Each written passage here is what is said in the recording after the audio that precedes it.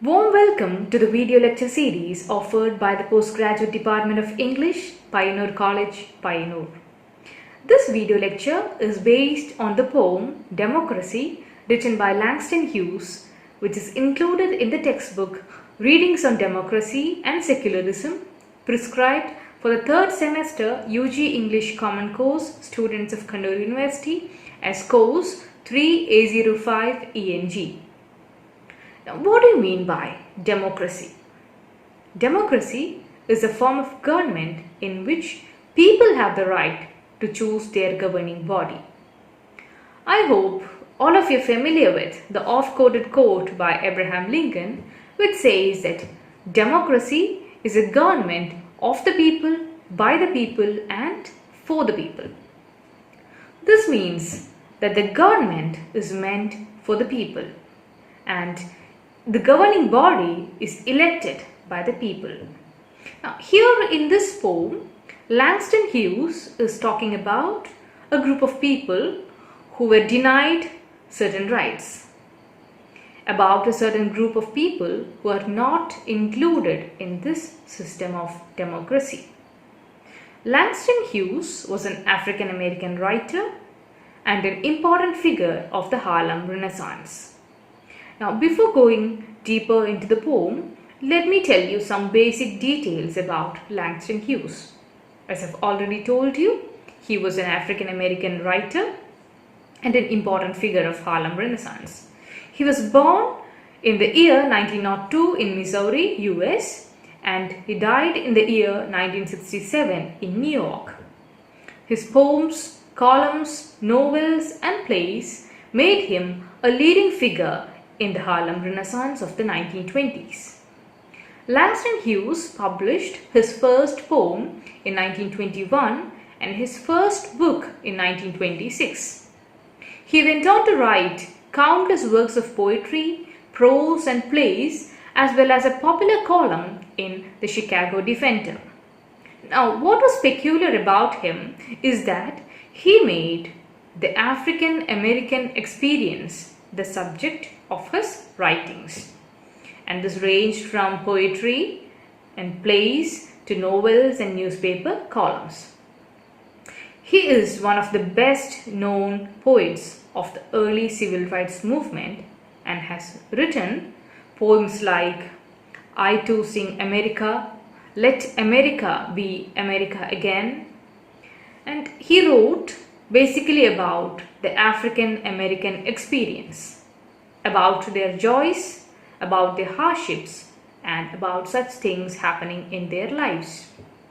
He also wrote the poem The Negro Speaks of Rivers. Now, this is a very important poem in the case of Langston Hughes, and this poem brought him considerable attention.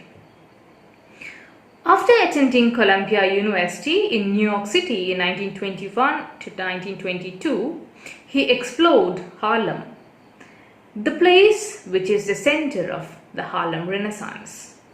He explored Harlem and formed a permanent attachment to what he called the Great Dark City. Now, this Great Dark City plays a significant role in Langston Hughes' life. The Harlem Renaissance was an intellectual, social, and artistic explosion centered in Harlem. It is the flowering of black intellectual, literary, and artistic life that took place in the 1920s, particularly between 1924 and 1929, in a number of American cities, particularly Harlem. It was known as New Negro Movement, and it was named after the New Negro, a 1925 anthology by Alain Locke. The Harlem Renaissance is considered to have been a rebirth of the African American arts. Hughes sought to honestly portray the joys and hardships of working class black lives, avoiding both sentimental idealization and negative stereotypes. He recorded faithfully the nuances of black life and its frustrations. Now, in this poem, we can find a straightforward expression of the matter that will be discussed. This is a very short and crisp poem addressing a very serious issue, that is democracy. Now, I suggest you to read this poem at least once before watching this video. Okay? Now, let me read the first stanza of this poem. Democracy will not come today, this year, nor ever through compromise and fear. He plunges directly into the topic. There are no frills and decorations. He says democracy is denied to a certain group of people, and he's talking about them. And he's talking for them. He is becoming the voice of the voiceless. Now, this is a narrative poem. He is stating certain facts in a direct and straightforward manner. The poem is about the importance of attaining democracy. He emphasizes that it is something that men and women have a right to. He points out that there is an injustice in democracy. Not everyone gets it. He says democracy will not come this year nor ever through compromise and fear. That is, if you are ready to compromise your rights, and if you are afraid of the things that will happen to you, and do not resist the injustice happening to you, and do not defend yourself from the injustices happening to you, democracy will never come to you. He wants the people, especially the Black Americans, to act and to be active in attaining their rights. The right to vote is a freedom granted in democracy, and a freedom that the poem concerns itself with in its discussion of democracy. Langston Hughes encourages the people not to take the issue of democracy lightly. It is a serious issue and something crucial. He asks for his right as a human being and does not want to be discriminated on the basis of the color of his skin. He speaks for the whole lot of people who were considered the other, the people who were isolated and marginalized by the dominant white people. He speaks for all of them. He wants equal right for all. He wants democracy for all. And he intends to send this message sharply and clearly. Now, in this poem of 5 stanzas, he portrays the way in which the Black Americans were treated. They were tortured, humiliated, and harassed, and were not given the freedom to enjoy their basic human rights. Langston Hughes says that if you don't have certain rights, you have to fight for it, and not to be ready for compromises. You should not be afraid. You should be courageous. Now, the use of enjambment in these lines make the whole poem flow quite easily and smoothly. Now, let me move on to the second stanza. I have as much right as the other fellow has to stand on my 2 feet and own the land. He says he also has the same rights like the other fellow and has the right to stand on his own 2 feet and to own the land. The right to stand on 2 feet means the right to be independent. Now, owning the land furthers this sense of independence. He says he has a right to be independent. You are not supposed to marginalize me and ostracize me based on the color of my skin. He gives emphasis to the independence and his right to be self-reliant. He says, I have the same right as you. In the stanza, the words stand and land rhyme. This adds a certain solidness to his statement. Now, let me move on to the third stanza. I tire so of hearing people say, let things take their course. Tomorrow is another day. I do not need my freedom when I am dead. I cannot live on tomorrow's bread. Now, he is tired of people who ask him to wait and wait for the things to take its own course. He is not ready to accept these words as he doesn't feel the same way. He believes that one cannot live merely on the hopes of tomorrow. Tomorrow is another day. He doesn't want freedom when he is dead. And he says he cannot live on tomorrow's bread. That is, he says if he is hungry today, he needs to pacify his hunger by eating on the same day itself. He cannot feed on tomorrow's bread. Similarly, in the case of freedom, he needs it today and cannot wait for it any longer. He is asking for his rights and wants it now itself, when he is alive and when he is able to enjoy all his rights and freedom. Here, food is used as a metaphor to exemplify freedom. Now, in the next stanza, he says, freedom is a strong seed planted in a great need. Now, in this fourth stanza, he uses metaphor that is freedom is a strong seed that's planted in a great need. Freedom is important. We all want freedom. We don't want to live a life without freedom. Now, it is a great need to all of us, and the need is very strong.